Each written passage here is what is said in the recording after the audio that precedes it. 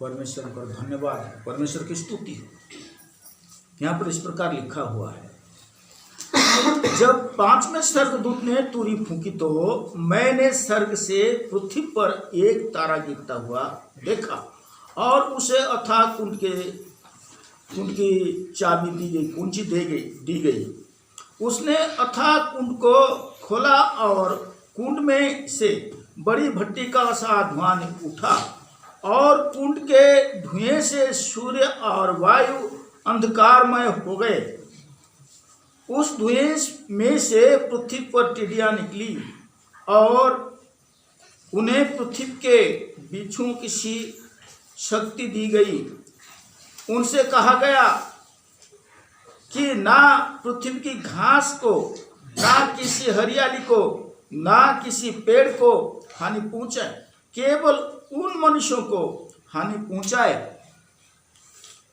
जिनके माथे पर परमेश्वर की मोहर नहीं है। पहली बार हम इतना ही देखें। इसमें लिखा हुआ है, अथाह कुंड को जब खोला गया तो उस कुंड में से, यानी कि पाताल में से टिड्डियों को निकलते हुए देखा गया और धूम के साथ, धूम भी निकल रहा है और टिड्डियां निकल रही है। हम यहां पर देखते हैं टिड्डियां घास खाते हैं, पत्ते खाते हैं, पृथ्वी के हरियाली को चट जाते हैं, लेकिन परमेश्वर का आदेश है इन टिड्डियों के लिए पृथ्वी पर के किसी वस्तु की हानि नहीं करना।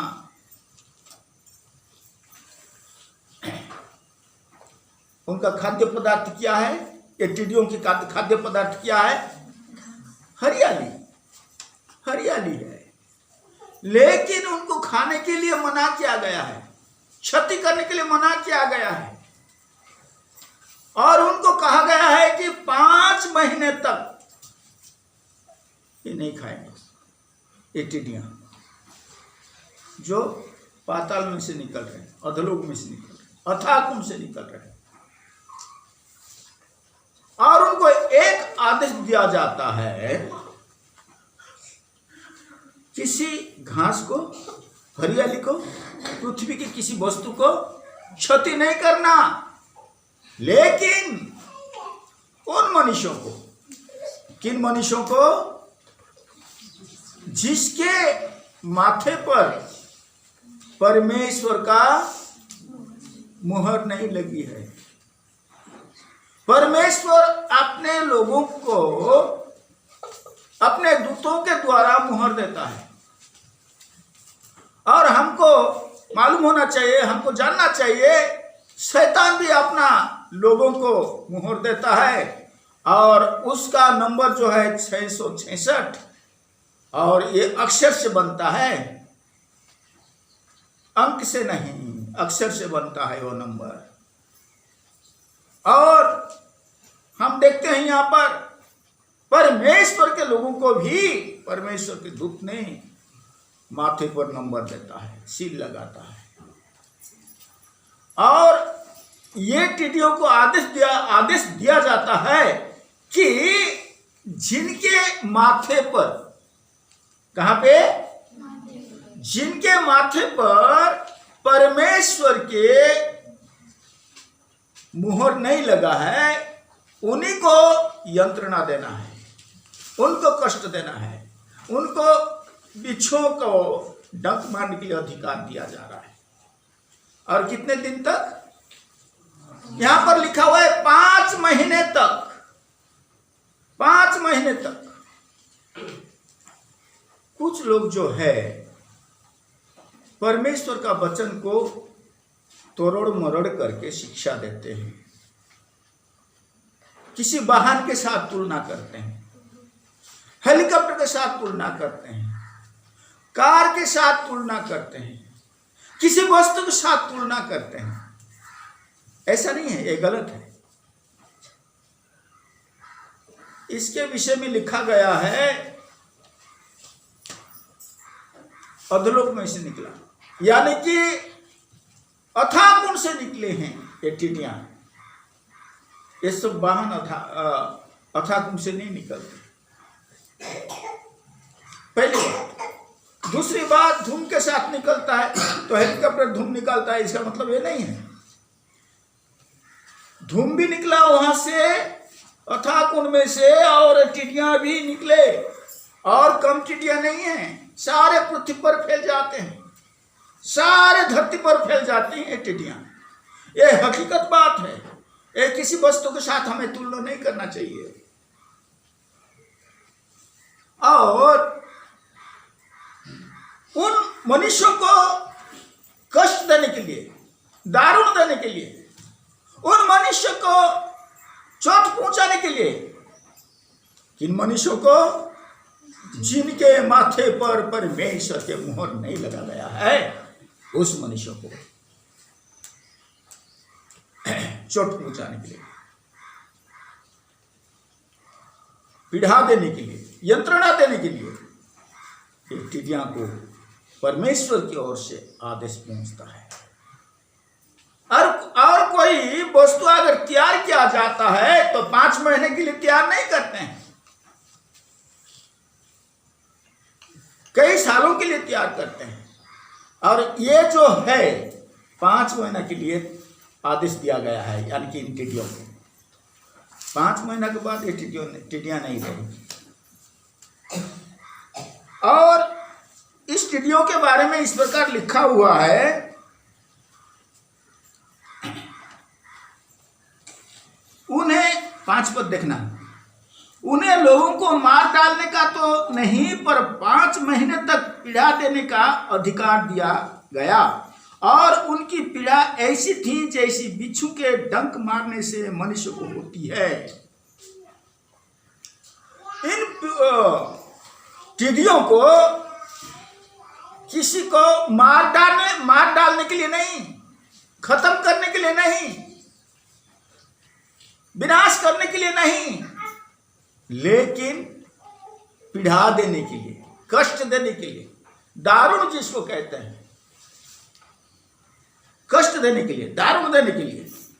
और यहां पर इस प्रकार लिखा हुआ है, उनकी पीड़ा ऐसी थी जैसे बिच्छू के डंक मारने से मनुष्य को होती है। जो कोई व्यक्ति कभी बिच्छू के डंक या चोट खाया हो, उसी को उस पीड़ा को मालूम है, और कोई दूसरा उसका अनुभव नहीं कर सकते। कहते हैं वो लोग बहुत जलता है, बहुत जलता है। और बिच्छू के जो पूंछ होता है, पूंछ के लास्ट में एक टेढ़ा वाला कांटा होता है, और वो कांटा मजबूत रहता है और बहुत ही तेज रहता है। और वो बिच्छू जो है थोड़ा सा आवाज करता है, मैं कई बार देखा हूं ऐसे बिच्छू, और अपना हथियार यानी कि पूंछ को ही पहले वो खड़ा करना चाहता है। अगर मौका मिल गया तो पूंछ से डंक मारता है, वो कांटा को मारता है। फिर उसके अंदर, वो कांटे के अंदर जो थोड़ा सा लिक्विड जैसा होता है, रस, डंक मारने के बाद वो रस शरीर में घुस जाता है, चमड़ा में घुस जाता है तो जलता है। इनको नाश करने के लिए नहीं, मार डालने के लिए नहीं, खत्म करने के लिए नहीं, लेकिन पीड़ा पहुंचाने के लिए अधिकार दिया गया है। ये बिच्छू किसी देश में निकले या जगह जगह पर निकले, लेकिन नीचे से यानी कि जमीन के नीचे से निकलेंगे 5 महीना के लिए, और उन मनुष्यों को जिसके माथे पर परमेश्वर का मुहर नहीं है, उन्हीं को दंड देते रहेंगे, कष्ट देते रहेंगे। तो उन दिनों में मनुष्य मृत्यु को ढूंढेंगे और ना पाएंगे, और मरने की लालसा करेंगे और मृत्यु उनसे भागेगी। ये दंड भयंकर होगा। तब तो लोग मृत्यु चाहेंगे, मृत्यु को चाहेंगे, मृत्यु को ढूंढेंगे, खोजेंगे मृत्यु को, लेकिन नहीं पाएंगे। मृत्यु वहां से बहुत दूर भागता रहेगा। उन दिनों में इतना टिड्डियां धरती पर पाए जाएंगे, कमरा में घुसेंगे, घरों में घुसेंगे, और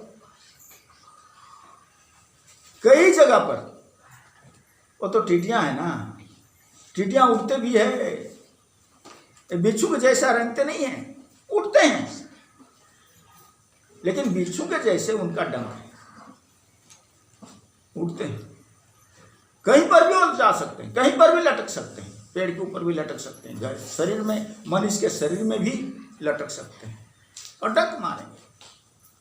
कमरा में घुस जाएंगे, बिछना में भी चढ़ सकते हैं, खटिया पर, पलंग पर भी चढ़ सकते हैं। आगे देखिए, उसमें इस प्रकार लिखा हुआ है, उन टिड्डियों के आकार लड़ाई के लिए तैयार किए हुए घोड़ों जैसे थे और उनके सिरों पर मानो सोने के मुकुट। पहली बार देखिए, लड़ाई के लिए तैयार किए हुए घोड़ों के समान। पहले जमाना में घोड़े चढ़ करके योद्धा युद्ध में जाता था, घोड़े चढ़ करके युद्ध करता था, और घोड़ा का दौड़ अति तीव्र होता था। पहली बात। दूसरी बात क्या है, उन टिड्डियों के सिरों पर मानो सोने के मुकुट थे, सोने के मुकुट थे। ऐसा सर दिखाई दे रहा है उनका, वो टोपी जैसा होगा, सोने के टोपी जैसा होगा, और उनके सिरों पर मानो सोने के मुकुट थे, और उनके मुंह मनुष्यों के जैसे थे, और उनका चेहरा जो है मनुष्य के समान होते हैं। उनके बाल स्त्रियों के बाल जैसे, और दांत सिंह के दांत जैसे थे। यहां पर उसका आकार बताया गया है। उनका चेहरा जो है, किनका चेहरा बोलिए? उन टिड्डियों का चेहरा, थोड़ा जोर से बोलो। हाँ, उन टिड्डियों का चेहरा मनुष्य के चेहरे जैसे। उनके केस यानी कि बाल, चोटी भी है, और स्त्रियों के जैसे चोटी, लंबा चोटी है उनका। और तीसरी बात यहां पर लिखा गया है उनके दांत के विषय में। दांत जो है सिंह की नहीं बताया गया है, और सिंह का दांत जो है, दाढ़ जो है, बहुत ही मजबूत होता है, वो हड्डी को चूर चूर कर देता है। और वैसे ही ये टिड्डियों के दांत भी उसके समान बताया गया है। उसके बाद इस प्रकार लिखा हुआ है, वे लोहे की सी झिलम पहने थे, और उनके पंखों का शब्द ऐसा था जैसा रथों और बहुत से घोड़ों का जो लड़ाई में दौड़ते हो। उनका पंख, अभी जो बता रहा था मैं, उनका पंख जो है इस प्रकार है। लड़ाई के लिए जब दौड़ते हैं कौन? घोड़े, रथ, और जैसा उसका आवाज होता है, आवाज। बहुत से घोड़े अगर एक साथ दौड़े, बहुत से रथ एक साथ दौड़े, तो उसका आवाज कैसा होता होगा? बहुत प्रचंड आवाज होता है, बहुत शानदार आवाज होता होगा। वैसे ही इन टिड्डियों का जब उड़ते थे तो आवाज होता था। आवाज उड़ते समय, घोड़े दौड़ने से, रणभूमि में, युद्ध के मैदान में, जंग के मैदान में जब घोड़े दौड़ते हैं, घोड़ा का रथ दौड़ता है और आवाज जिस प्रकार होती है, वैसे ही ये लोग जब यानी कि ये टिड्डियाँ जब उड़ती है तब आवाज उस प्रकार होता है। तो हम ऐसे वस्तु को ऐसे इस टिड्डियों के साथ किस वस्तु को हम लोग तुलना कर सकते हैं? ये नेचुरल है, ये हकीकत है। वो धरती में से निकलेंगे,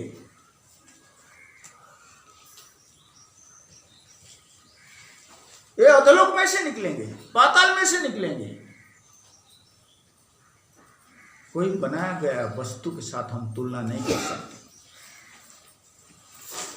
देखिए 10वां पद को देखिए, उनकी पूंछ बिच्छुओं की सी थी और उनमें डंक थे और उन्हें 5 महीने तक मनुष्यों को दुख पहुंचाने की जो शक्ति मिली थी वो उनकी पूंछों में थी। ये टिड्डियां धरती पर केवल 5 महीने रहेंगे और मनुष्यों को पीड़ा पहुंचाएंगे, कष्ट पहुंचाएंगे, ताड़ना करेंगे, यंत्रणा होगा। किन मनुष्यों को? जिन मनुष्यों को परमेश्वर के दूत ने मुहर नहीं लगाया हो और परमेश्वर अपना दूत का जो आदेश देता है, जो व्यक्ति परमेश्वर को डरता है, भय करता है, प्रेम करता है, उससे शरण लिया हो, उसी के माथे पर परमेश्वर के दूत अपना परमेश्वर का मुहर लगाएगा। और नाम मात्र का मसीह, जिसको कहते हैं दारू मसीह, सिगरेट मसीह, पान मसीह और गुटखा मसीह हैं, और आलसी मसीह, और जो परमेश्वर को प्रेम नहीं करता, परमेश्वर से लिपटा नहीं रहता, परमेश्वर को ढूंढता नहीं, प्रभु यीशु मसीह से प्रार्थना नहीं करता, नहीं पुकारता, उन मसीहों को भी उसके माथे पर मुहर नहीं दिया जाएगा।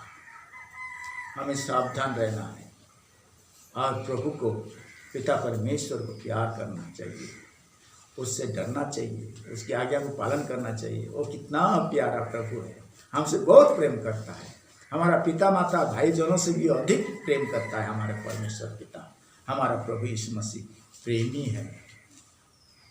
तो आइए हम उस परमेश्वर का शरणागत हो जाए, पूर्ण रूप से प्रभु का हाथ में, परमेश्वर पिता के हाथ में अपने आप को सौंप दे, उसकी आज्ञा को पालन करें, उससे हम लिपटे रहें, उसके पीछे हम चलते रहें, उसका वचन में से सीखते रहें, पालन करते रहें।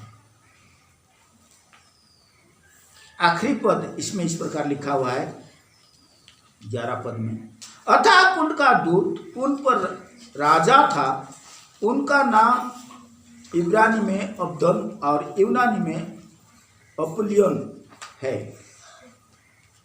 तो हम यहां पर देखते हैं अथाह कुंड का राजा,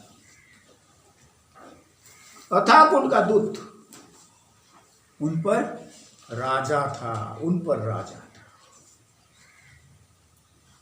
यानी कि शैतान। प्रियो, शैतान से हमें बच के रहना है। शैतान हमारे अंदर आने के लिए बहुत कोशिश करता है, छल से भी आ जाता है, क्रोध शैतान की तरफ से, झूठ बोलना शैतान की तरफ से, और प्रकार की जो हमारे जीवन में कभी कभी अगर पाया जाता है तो हमको जानना चाहिए कि ये शैतान की ओर से है, उससे बच के रहना। प्रभु अपना वचन के द्वारा हम सभी को, हम सुनने वाले सभी को बहुतायत से आशीष दे। आमीन।